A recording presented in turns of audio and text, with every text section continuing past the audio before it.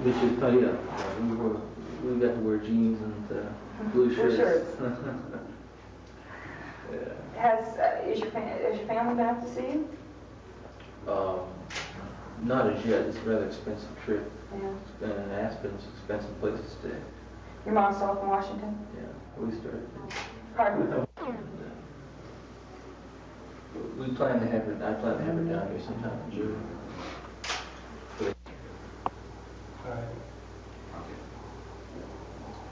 First of all, I guess I should just ask, how are you doing up here? It's a short question deserving a long answer. I'm doing well. I feel good. Working hard on my case. Need a lot more sun and a lot more fresh air, but other than that, I'm doing okay. Do you get fresh air, sun? Do you get out? Well, I get to go to the library. It's a 50-yard walk from here across the parking lot to the library. That's my fresh air. Do you have more freedom at Utah State Prison? Well, when I was on the main line, as they say, in medium security, I had a lot more freedom, you bet. A big yard to walk in, and a basketball court and handball court, you know. Your standard medium security life in a prison is a fairly decent existence, relatively speaking, to a county jail. County jails are by and large pretty confined and inhibiting sort of places.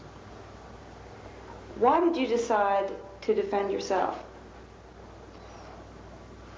I began thinking about that way back in Utah.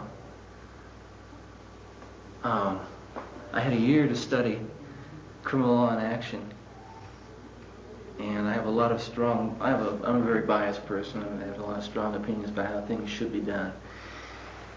And when I came here, I think that my opinions were established at the point where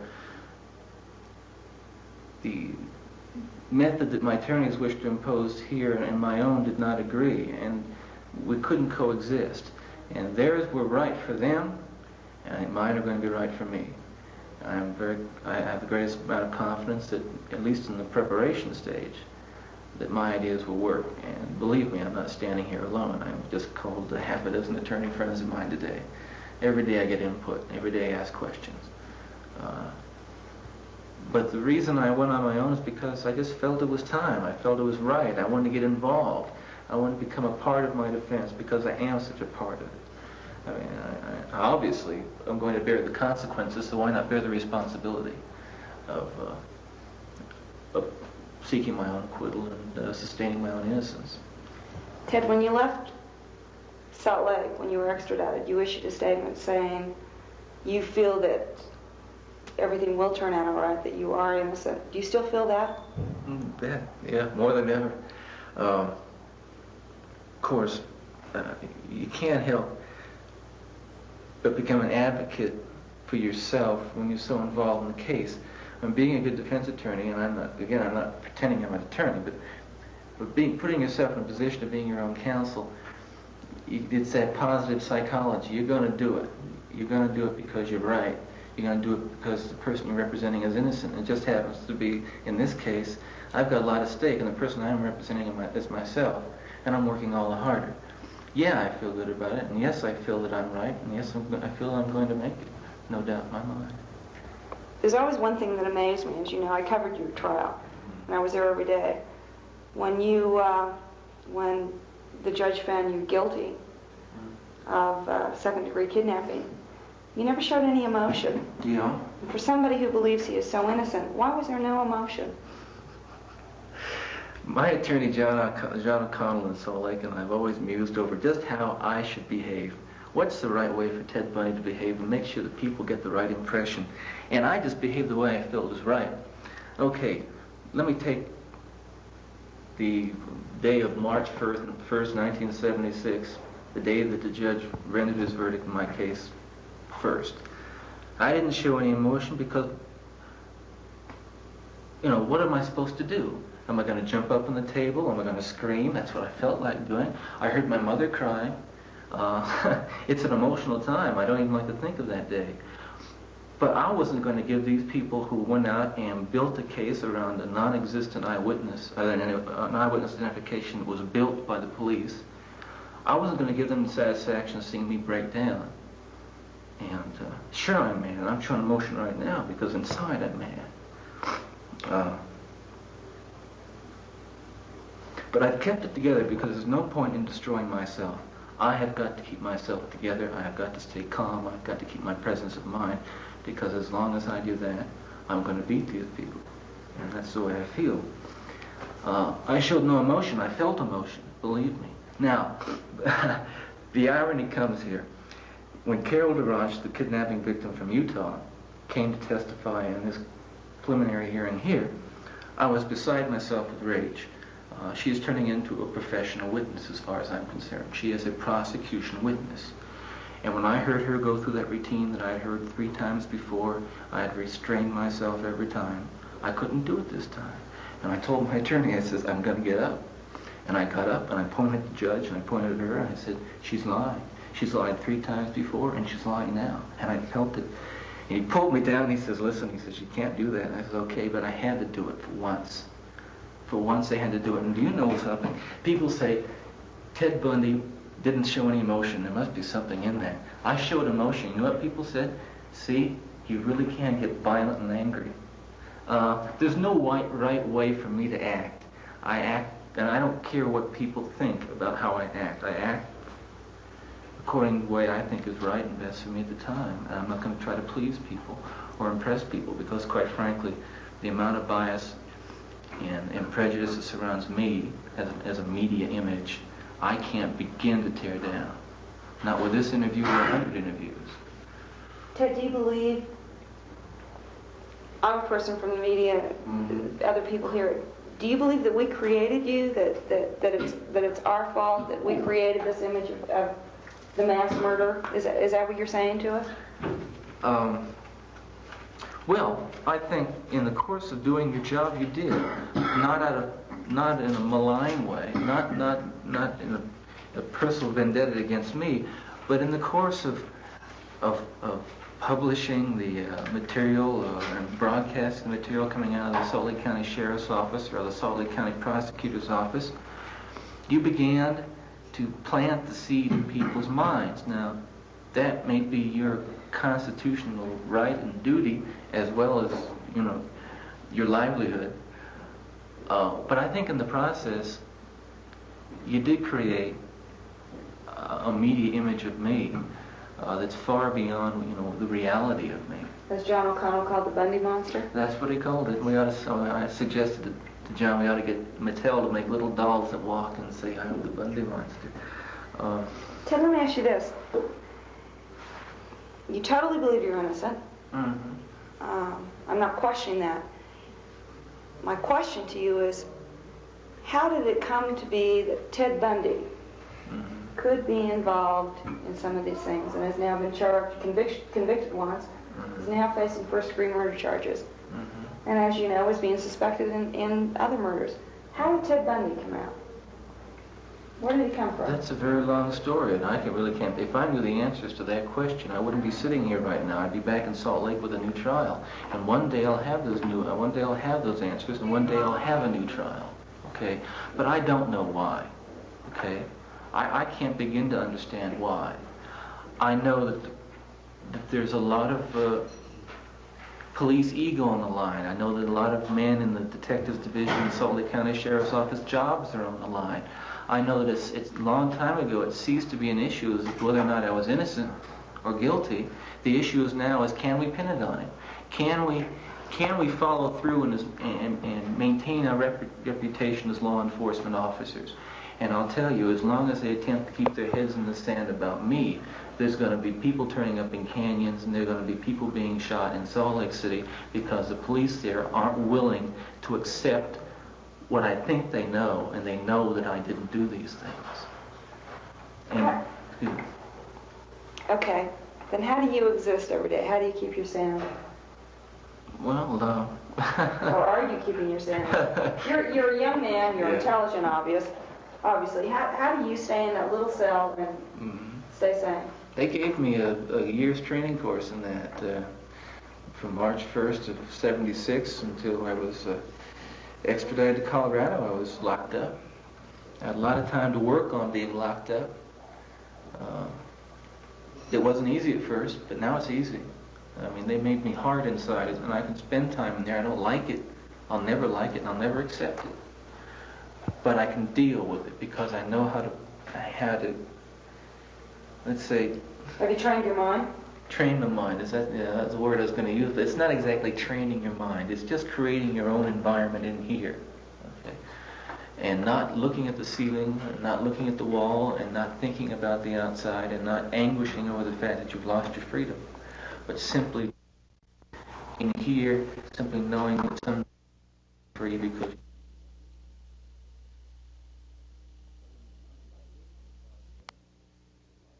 I mean, I live 24 hours a day in that thing, except for a little library. What did you say? Is it 6 by 12? 6 by 12, 6.5 by 12. If somebody talks to me, they're locked up. They're punished here. You know, they're told you do not talk to Bundy. I don't know why. I don't know why they're so paranoid. Okay, let's take it up here more. All right. Okay. How does this compare to the Utah State Prison? It's a good deal smaller. I couldn't give you any exact figures, but I suppose if I was in medium security and at Utah State Prison, you'd have several acres to roam around in, all the blocks, the gymnasium, industries area and whatnot.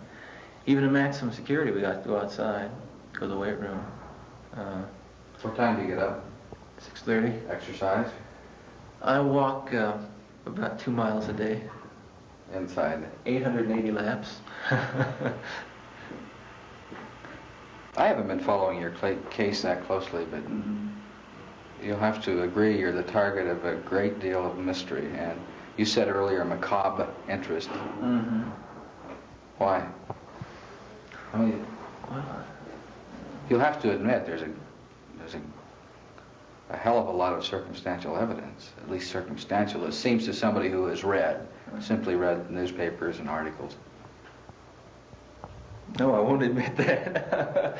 No, I don't call it, it's not circumstantial as far as I'm concerned. I don't really know exactly what you're referring to, and I don't really want to discuss it. But I don't care what anybody says or the suspicions anyone harbors on the basis of that misinformation. And indeed, that's what I call it. Circumstantial information, perhaps, but misinformation as far as I'm concerned. A lot of people trying to pin a lot of stuff on somebody because, it's convenient. But... You think you've been set up? Well, I don't think there's any broad scheme, but I think one begins to... I would have to infer that based on some of the police activity. I think following November of '75, you'd have to say that there was a general design amongst police officers in several jurisdictions to do whatever they could. And I think a statement recently made by a sheriff in Utah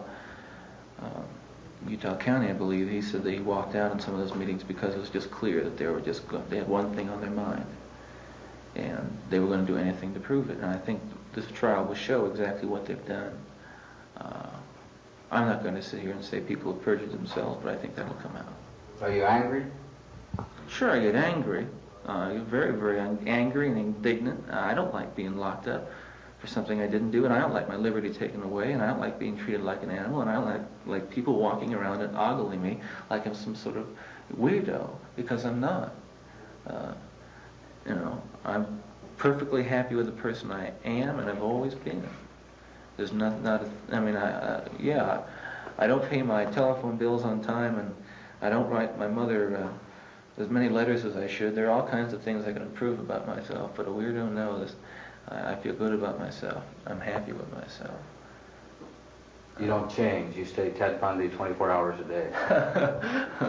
Well, gee, that name sounds funny. I hear Ted Bundy in so many different contexts. I stay me.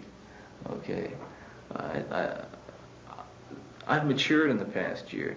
Believe me, I've grown in the past year, and I've learned a lot of things about myself in the past year. Being in prison, going through a kind of hell, matures a person, and I think it's done good things for me. My only misgivings is that I might never be in a position to apply it, on the streets where I'd like to apply it. Do you ever think when you're in that cell about the possibility that you could one day face a firing squad? They don't have firing squads in Colorado, and I don't think that in any event that I ever think. I don't think about it, honest to God. And I've been asked that question before, and I'm going to give you a pat answer if you don't mind. Did you fly over here from Utah? Yes. Did it worry you all the way over that you might be killed in a plane crash? No. Are you thinking about it now, going back? Same here. I think I stand about as much chance of dying in front of a firing squad or in a gas chamber as you do being killed in a plane flight home. Let's hope you don't. But so you don't lie awake at night thinking about it? Not a moment. Honest to God, not a moment. Because it's not going to happen. And Are you going to be a free man? Do you think that about being a free man? Sure. Yeah. And you think when I say there is circumstantial evidence that I'm in left field, there isn't circumstantial evidence? I know there isn't. You're dealing on the outside, I'm on the inside. Okay? I mean, you have access to information, but I'm on the inside. I know what's there and I know what isn't there. I've seen the files and I've heard the reports. And Lord knows I'm the first and foremost person who has the personal and intimate knowledge that it couldn't be me, that it's not me, that I'm innocent. Okay? Dealing from that on out, I know exactly what's what. And when you tell me the circumstantial evidence, I'm not going to argue with you, Lucky. It's just, let's just wait and let's just let it come out in court. And let's let it be examined in open court. And I'll lay my money on me. That's the way I feel. You think about getting out of here? Well, legally, sure. With the rumors that have gone on about you, and you're more aware of them than I am, how have you been treated in prison by other inmates? Well, I think you Has it made your life more difficult or more dangerous being in prison? I think you may be more aware of the rumors than I. For this reason, I have heard a lot of talk, and there might be an inmate X who says, Bundy's this and that kind of person. But when I'm confronted person to person by these people, or by people in general, I have never been accused, I have never been assaulted, I have never been verbally abused. And the reason is because I hold my head high, I believe in myself, and I treat every man with the respect that he deserves. And that's the way you get along in prison. One of the many ways you get along in the joint is that you treat a man with respect, that you don't try to hustle somebody, that you come across straight to them. One of the first things you learn, that if you're a straight con and you keep your mouth shut and you keep tight with good people, you're going to stay out of trouble. That's just, and it doesn't make any difference what you've done. What happens if you're in prison 5 years and nothing like what has happened in the past happens again? What do you mean? I mean, any of the things that you have been accused of by innuendo, by rumor, by the police departments or whatever. What if there are no killings, there are no kidnappings? It's already happened, hasn't it? I've heard some reports. I number the incidents between 5 and 8, which are similar to the ones which the police have had the nerve to try to associate with me. It's going to continue to happen in Salt Lake and Utah until those police start to wise up and stop counting their chickens before they hatch. I think it's a terribly dangerous mentality to try to pin something on somebody who they believe there's a possibility it couldn't have done it. And as long as they believe that, they're not going to find the right man. And the man who kidnapped Carol DaRonch is going to continue to be free, and not only her, but every other young woman in the Salt Lake Valley is going to be threatened by that person or persons. And it's happening today, and it's going to happen in the future. What do you think about, in your mind, what do you conjure up about the man that they're after, or the real man who did these things? Man or men, persons, I don't know. I can't even begin to understand the mentality. I don't understand the motivation. I don't understand.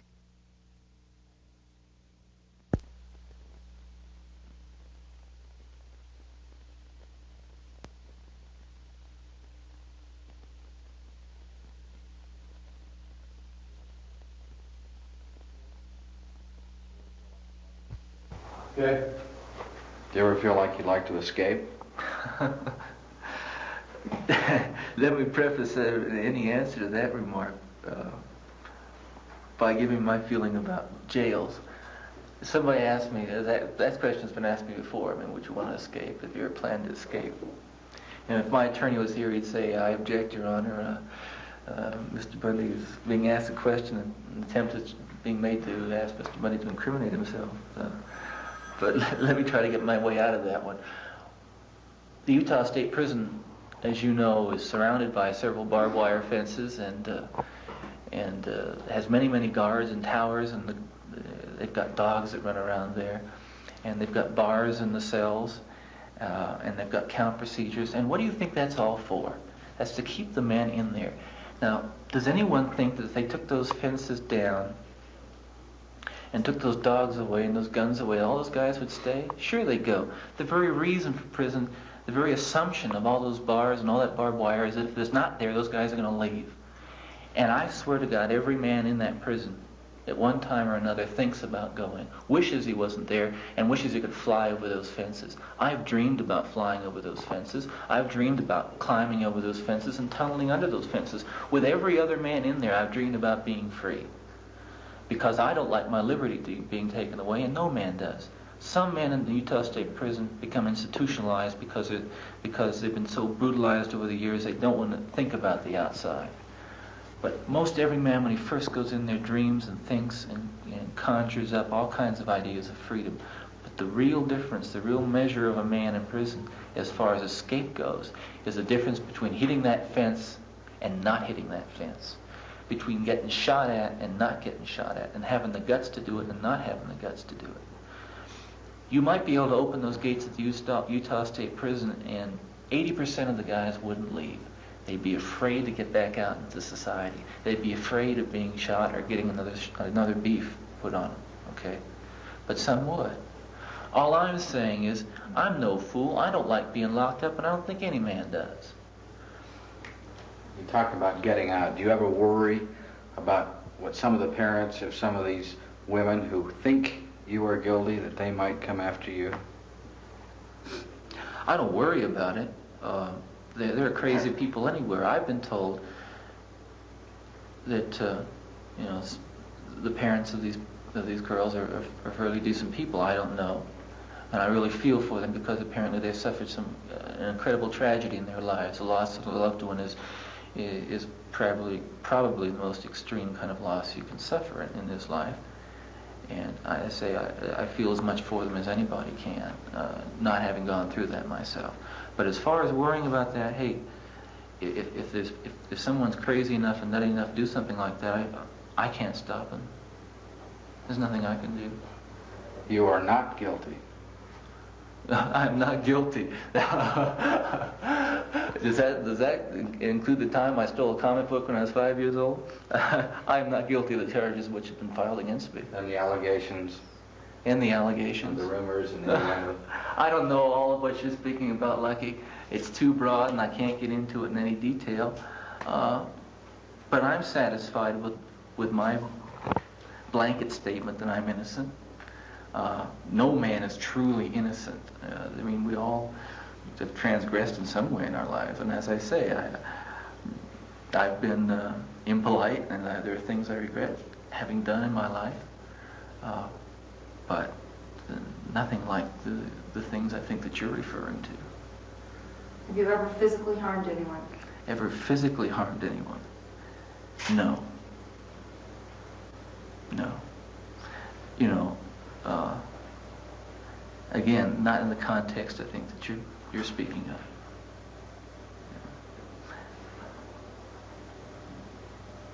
of. Okay. Before I know it, it's 2 o'clock in the morning. I hate to go to bed. I developed that technique in maximum security. I found the best way to make time pass is, first of all, you come up with a schedule that you try to meet. And schedules are made to be broken. But in the process of breaking a schedule, you never make it. You know, you're always hustling to make that schedule. And time just sort of zips away. You good typist? No. Not at all.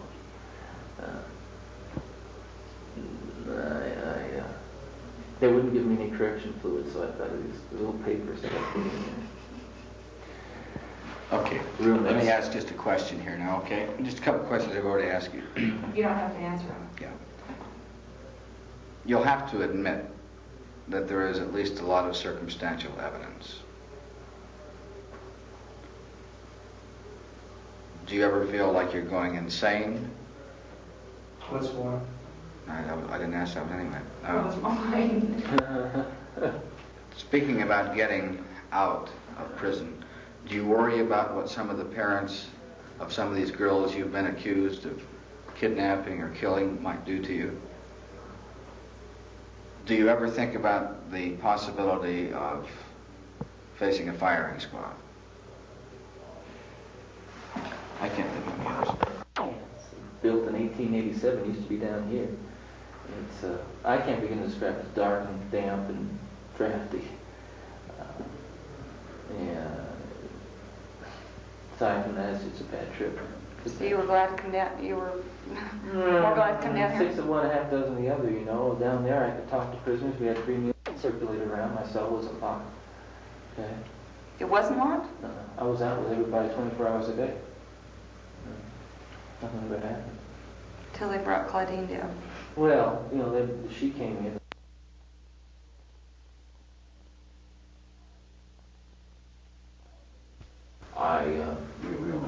I'll make the point about doing what they want you to do, so I'll fight for it back. Really?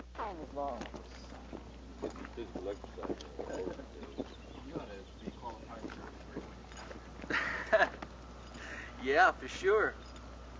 I've already qualified for the 3rd degree. Oh, come on, guys.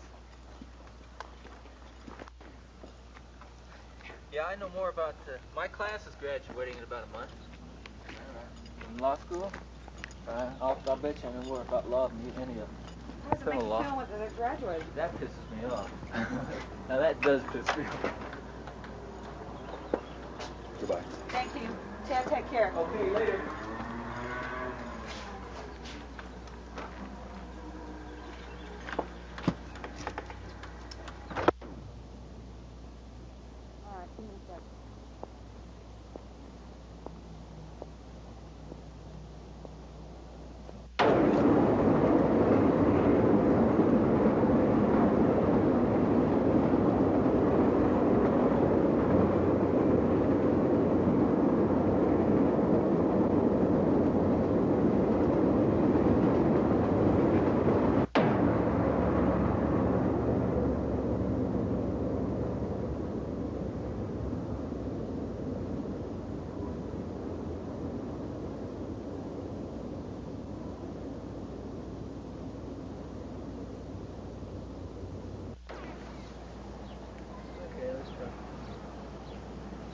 Bundy spends his life inside this 16-cell county jail. He gets up at 6:30 in the morning, walks, he says, about 2 miles a day, pacing a cell. But he spends most of his time preparing his defense. Why did the wind have to blow at the last minute?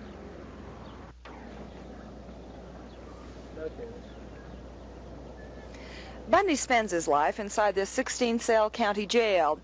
He gets up at 6:30 in the morning, walks, he says, about 2 miles a day, pacing a cell. But he spends most of his time preparing his defense.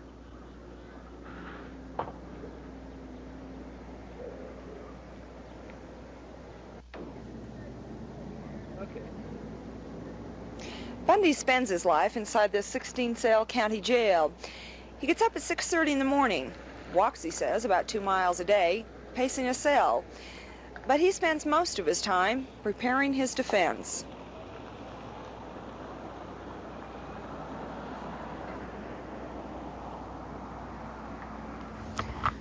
Okay. Why's the wind blow just when you started? So.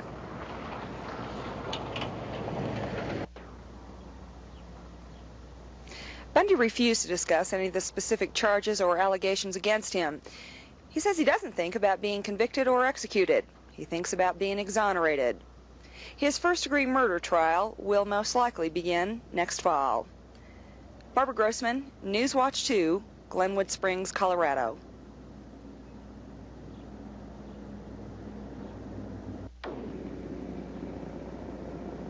Bundy refused to discuss any of the specific charges or allegations against him.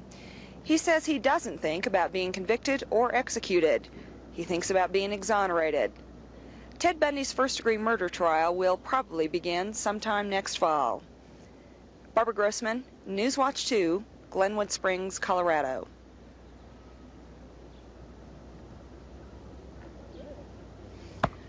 Okay, there's one more. Let's see. Ted Bundy has been besieged by newsmen. Ted Bundy has been besieged by newsmen throughout the West. What am I saying? Ted Bundy has been besieged by newsmen from throughout the West.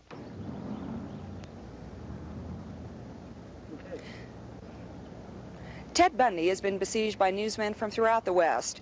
In a few weeks, he plans to go to court here and ask that the press not be allowed inside his trial. In the meantime, he did allow us to interview him, provided we did not discuss... You did fine. Yeah, I know. Ted Bundy has been besieged by newsmen from throughout the West. In a few weeks, he plans to go to court here and ask that the press not be allowed inside his trial. In the meantime, he did allow us this interview, provided we did not discuss specific charges.